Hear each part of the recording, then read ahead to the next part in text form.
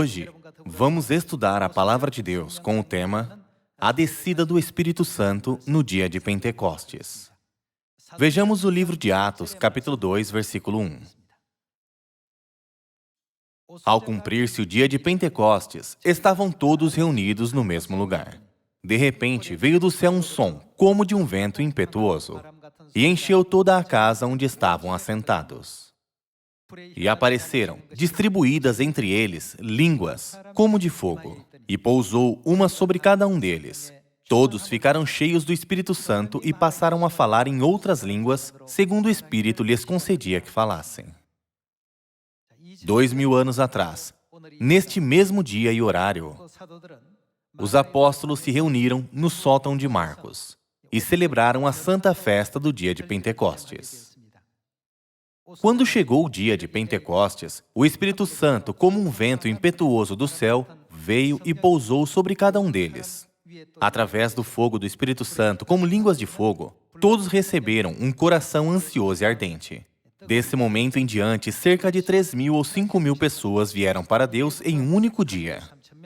O dia em que essa grande obra da pregação do Evangelho em Samaria, e que se estende até aos confins da terra, começou, foi em um dia como hoje, no dia de Pentecostes. No Antigo Testamento, esse dia foi chamado de Festa das Semanas, e no Novo Testamento é chamado de Dia de Pentecostes. Vamos abrir o livro de Levítico, capítulo 23, e ver sobre o ensinamento sobre a Festa das Semanas. Capítulo 23, versículo 15. Contareis para vós outros desde o dia imediato ao sábado, desde o dia em que trouxerdes o molho da oferta movida. Que dia foi esse? Foi a festa das primícias, ou seja, o dia da ressurreição.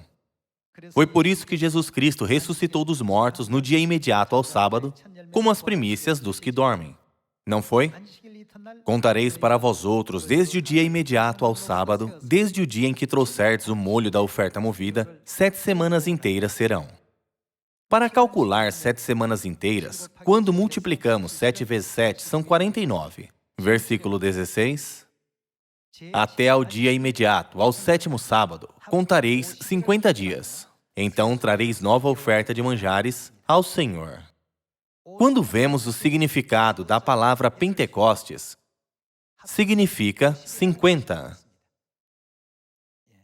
Por isso, o dia de Pentecostes não é uma festa que se originou na época do Novo Testamento.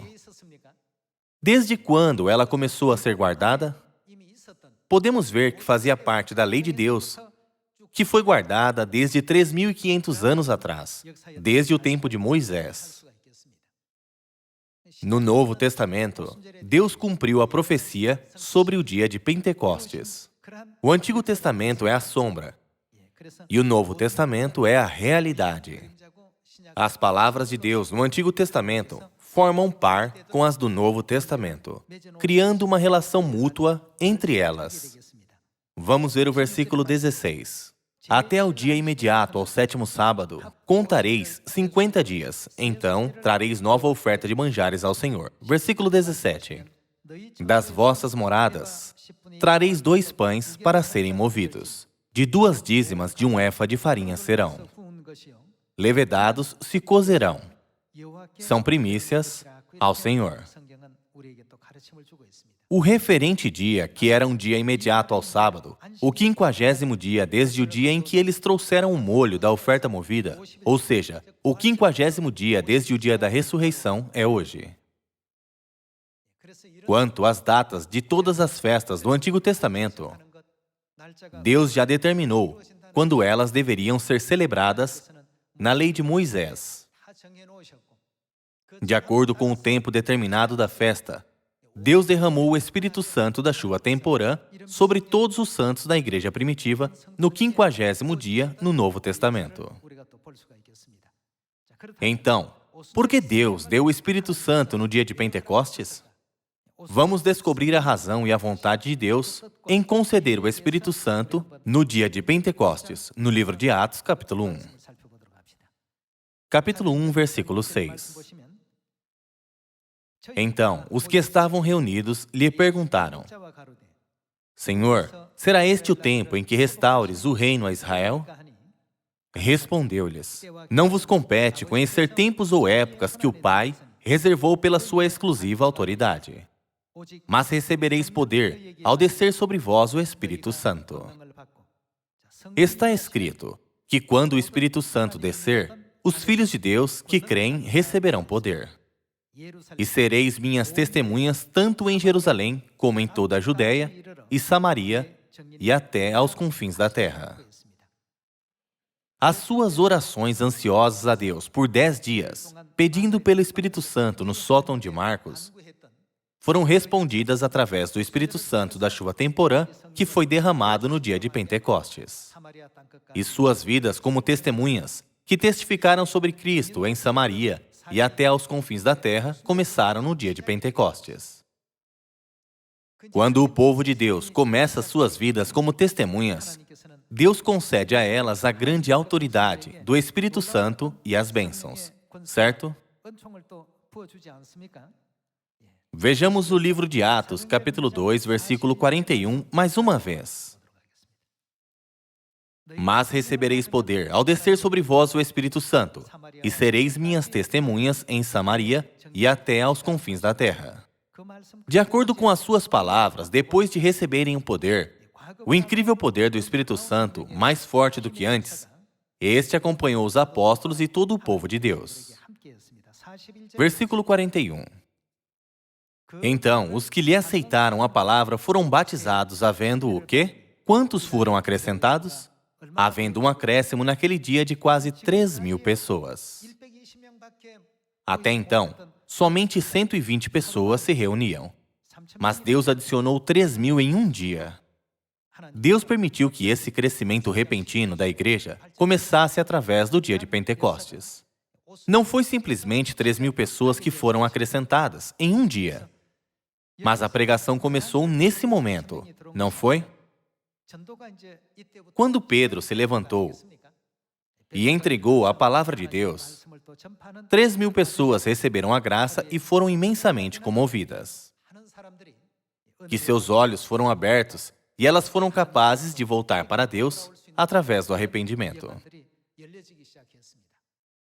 Então, por que Deus nos concedeu o Espírito Santo nessa época, no dia de Pentecostes? Deus nos dá habilidades e poder para que possamos cumprir esse tipo de obra, não é?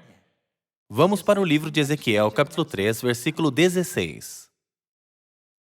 Findos os 7 dias, veio a mim a palavra do Senhor, dizendo: Filho do homem, eu te dei por atalaia sobre a casa de Israel.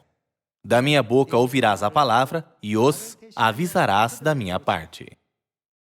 No fim, Deus derrama o Espírito Santo para que possamos avisar o mundo, guiando as pessoas ao arrependimento, certo?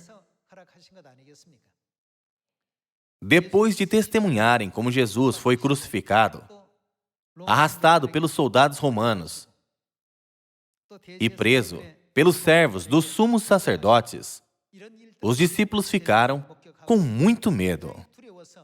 Sempre que os discípulos se reuniam, eles se encontravam em segredo e trancavam a porta para que ninguém pudesse entrar. Contudo, os discípulos testemunharam o poder da ressurreição de Jesus e a glória da sua ascensão ao céu 40 dias depois. Isso tocou muito os corações dos discípulos. Imediatamente após isso, de acordo com a palavra, isso só pode surgir por meio de oração. Os discípulos oraram por 10 dias, e a fumaça do incenso das suas orações alcançaram o trono de Deus no céu. Deus derramou sem limite a habilidade e o poder para testificarem sobre Cristo como testemunhas em Samaria e até aos confins da terra. Já que eles pregaram depois de receberem o poder, os corações das pessoas que ouviram a palavra se abriram e a incrível obra da graça, onde 3.000 ou 5.000 pessoas retornaram para Deus, começou nesse mesmo dia, o dia de Pentecostes.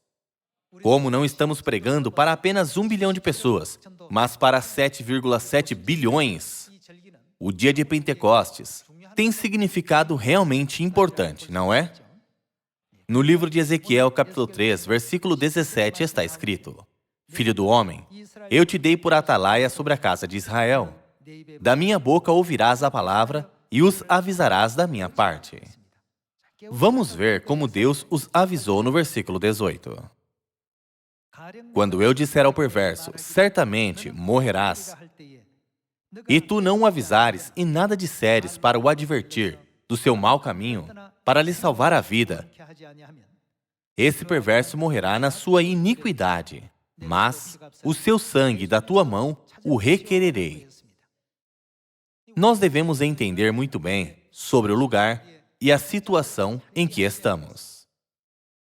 Por que Deus derramou o Espírito Santo? Por que Deus nos permite guardar as festas? No fim, se não os salvarmos, Deus requererá o sangue deles de nossas mãos. Versículo 19.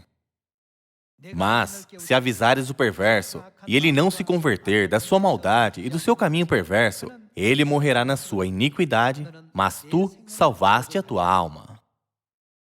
Deus está nos despertando para a nossa missão, fazendo-nos entender que se uma pessoa não receber, a culpa é dela, e não daqueles que pregaram para ela. Deus nos ensinou a missão que devemos cumprir como filhos da luz e como exército celestial da luz, para guiarmos o mundo ao arrependimento e à salvação. Vamos abrir no Salmo de número 19 e descobrir o quão longe a palavra de Deus alcançará se realizarmos completamente a nossa missão como atalaias e testemunhas de Deus. Salmo de número 19, verso 1. Os céus proclamam a glória de Deus e o firmamento anuncia as obras das suas mãos. Um dia discursa a outro dia, e uma noite revela conhecimento a outra noite. Não há linguagem, nem há palavras, e deles não se ouve nenhum som. No entanto, por toda a terra se faz ouvir a sua voz e as suas palavras até onde? Até aos confins do mundo. Está escrito que não há lugar onde a palavra de Deus não tenha sido pregada, e que será proclamada por toda a terra até aos confins do mundo.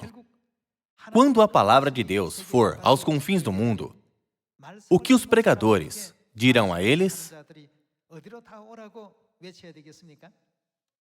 Voltem para Sião. Devemos ensiná-los sobre a salvação e dizer: venha para Sião, onde Deus habita. Já que Deus disse que sua palavra certamente chegará aos confins da terra, não podemos escapar da profecia da Bíblia. Podemos? Vamos para o livro de Jeremias, capítulo 4, versículo 5. Anunciai em Judá, fazei ouvir em Jerusalém e dizei: tocai a trombeta na terra, gritai em alta voz, dizendo: ajuntai-vos e entremos nas cidades fortificadas. Arvorai a bandeira rumo a Sião, fugi e não vos detenhais. Como devemos ir para Sião? Não devemos hesitar nem demorar, e sim fugir para Sião rapidamente. Porque Deus habita em Sião, reina sobre Sião como nosso rei, e perdoa os pecados dos seus filhos em Sião. Deus nos diz para nos reunirmos em Sião, esperando que fujamos rapidamente para Sião e recebamos o perdão de pecados e a salvação. Vamos ver o livro de Isaías, capítulo 33, versículo 20. Olha para Sião, a cidade das nossas solenidades. Os teus olhos verão a Jerusalém, habitação tranquila, tenda que não será removida, cujas estacas nunca serão arrancadas, nem rebentada nenhuma de suas cordas. Mas o Senhor ali nos será grandioso. Onde Deus estará conosco? Certamente em Sião. Por isso, quando pregarmos o Evangelho para todas as nações, devemos dizer: vamos andar no caminho da salvação, juntos, após voltarmos para Sião, crendo em Deus Pai e em Deus Mãe que estão em Sião, e recebendo o perdão de pecados. Vamos ver o versículo 21 de novo. Mas o Senhor ali nos será grandioso. fará as vezes de rios e correntes largas.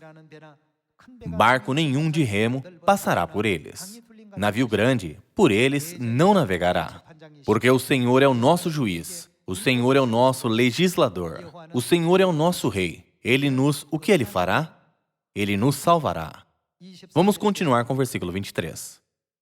Agora as tuas enxárcias estão frouxas, não podem ter firme o mastro, nem estender a vela.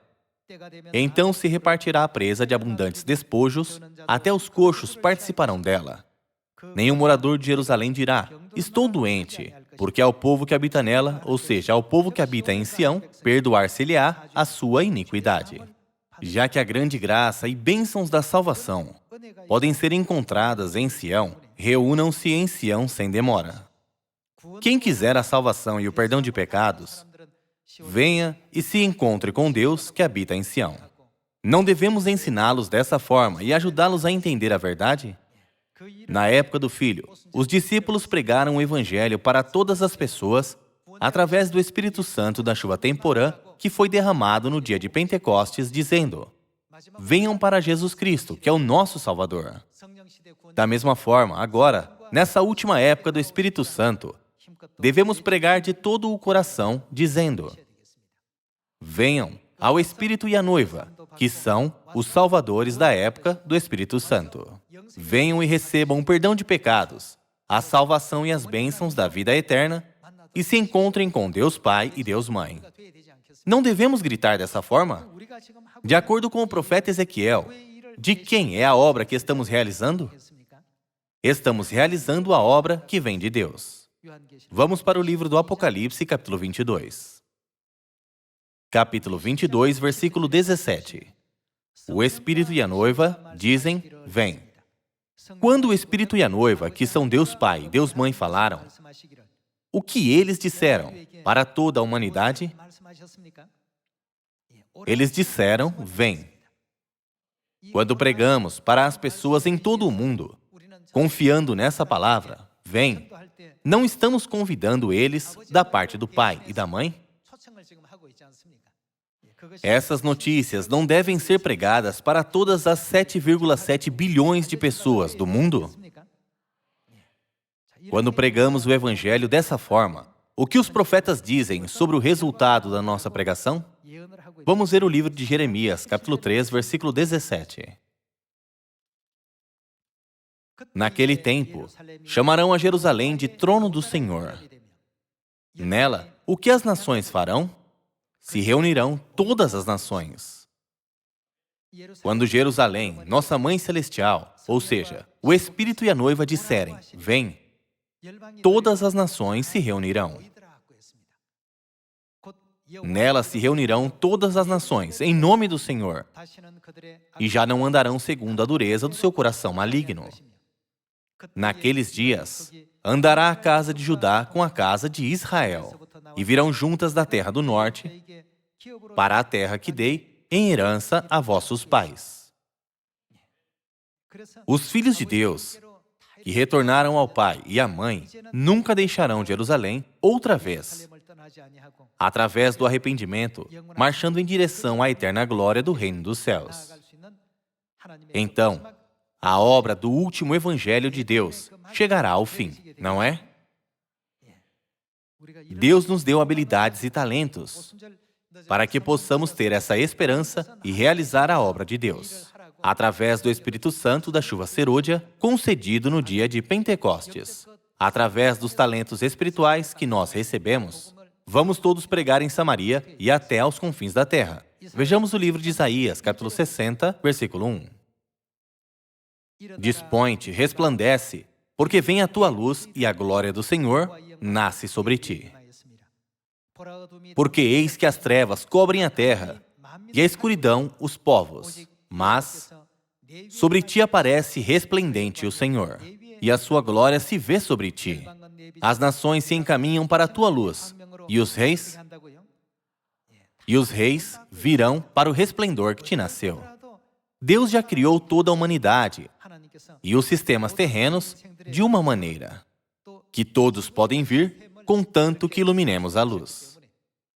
Por isso, vamos ficar firmes na fé, em pregar o Evangelho através do Espírito Santo que recebemos. Versículo 8. Quem são estes que vêm voando como nuvens e como pombas ao seu pombal? Todos eles voltam, voando, carregados nos braços. Cerca de 2.700 anos atrás, o profeta Isaías descreveu a cena dos últimos santos celestiais, retornando para os braços de Jerusalém, nossa Mãe Celestial. Vamos pular para o versículo 20. Nunca mais se porá o teu sol, nem a tua lua minguará, porque o Senhor será a tua luz perpétua, e os dias do teu luto findarão.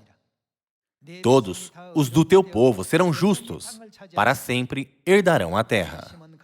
Serão renovos por mim plantados, obra das minhas mãos, para que eu seja glorificado. O menor virá a ser 1000, e o mínimo, uma nação forte. Eu, o Senhor, a seu tempo farei isso prontamente. Como Deus concedeu o Espírito Santo da chuva temporã no dia de Pentecostes, e de novo o Espírito Santo da chuva serôdia nessa última época, não devemos ficar felizes pelo mero fato de o termos recebido, porque há algo que devemos fazer. Deus derrama o Espírito Santo por uma razão. Deus nos reveste com poder e nos dá habilidades para que possamos trabalhar da parte de Deus. Para aqueles que se esforçam, Deus sempre dá a eles a habilidade de cumprir. Por isso, quando fazemos a vontade de Deus, devemos confiar somente em Deus. Deus disse que para aqueles que trabalham, Ele dará habilidades. Se você não está trabalhando, qual é a vantagem de uma pá? E para que serve uma picareta? Essas ferramentas são necessárias para quem trabalha. Da mesma forma, já que a graça do Espírito Santo e a habilidade do Espírito Santo são necessárias para quem trabalha, contanto que façamos a obra, Deus nos dará tudo. Enquanto pregamos o Evangelho, às vezes enfrentamos muitas dificuldades ou hesitamos em pregar por causa de situações externas. Contudo, não há necessidade de sucumbirmos para nossas circunstâncias externas. Sempre que uma tribulação, sofrimento ou qualquer tipo de dificuldade vier sobre nós, há algo que devemos considerar. Irmãos e irmãs, digamos que você tem um copo cheio de água. Se você colocar um punhado de sal no copo e todo o sal se dissolver, qual será o gosto da água? Ela vai ficar muito salgada, não vai? Mas vamos deixar o copo e usar outro recipiente dessa vez. Se você colocar a mesma quantidade de sal em um grande lago e o sal se dissolver, qual será o gosto da água do lago? Você consegue sentir que está salgada? Não, não consegue. Sempre que enfrentamos dificuldade enquanto pregamos o Evangelho, se tivermos uma mente pequena, com pouca fé, um punhado de sal parece extremamente salgado. Contudo, se tivermos uma ampla mente, como um lago, não importa o quanto as circunstâncias externas nos impeçam, elas não podem nos afetar.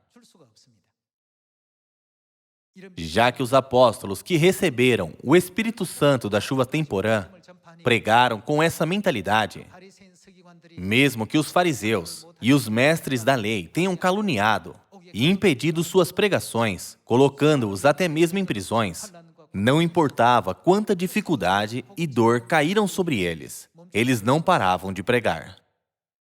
Sempre que eles se reuniam, eles oravam ansiosamente e estudavam com dedicação a palavra, e todos se dedicavam a pregar a palavra, colocando em prática o ensinamento de Cristo que disse: pregue o Evangelho em Samaria e até aos confins da terra. 3.000 e 5.000 foram adicionados em número em um dia. Não porque não havia dificuldade, Vivendo nessa última época e pregando o Evangelho, vamos crer que o Espírito Santo que Deus nos concede no dia de Pentecostes certamente ampliará o nosso coração para termos uma fé maior. E mesmo que haja centenas e milhares de circunstâncias que tentem impedir a nossa pregação, quão longe irá a palavra de Deus, de acordo com a sua promessa descrita no Salmo de número 19? Irá até aos confins da terra. Por isso, através desse sagrado dia de Pentecostes, devemos fazer uma firme resolução de somente confiar na promessa de Deus e pregar o Evangelho em Samaria e até aos confins da terra. Esperando que todos recebam abundantes bênçãos do Espírito Santo através do dia de Pentecostes, eu gostaria de concluir o sermão. Muito obrigado.